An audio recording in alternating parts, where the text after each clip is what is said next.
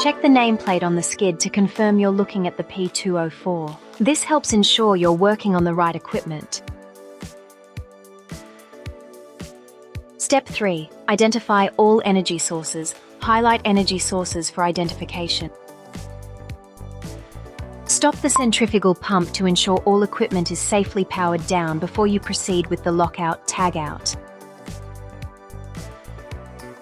Gate valve lockout cover A1 needs the correct lockout device applied to the electrical disconnect to prevent accidental energization. This is essential for your safety. Verify that there's 0 voltage using a voltmeter at the electrical disconnect BR204. This step is crucial to ensure that electrical energy is fully isolated. You need to apply the lockout cover on the process water gate valve V204 to ensure no water can flow during maintenance.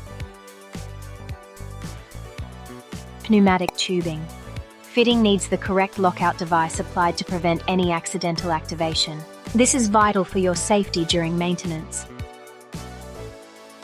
Grouping the electrical, water, and pneumatic lockouts with the HAST is key to ensuring all energy sources are secured during maintenance. This keeps everyone safe.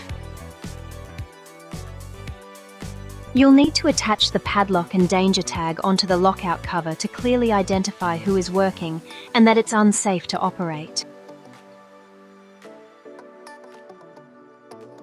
Sign off on the procedure, confirming all steps are complete and that the system is safely locked out before you finish.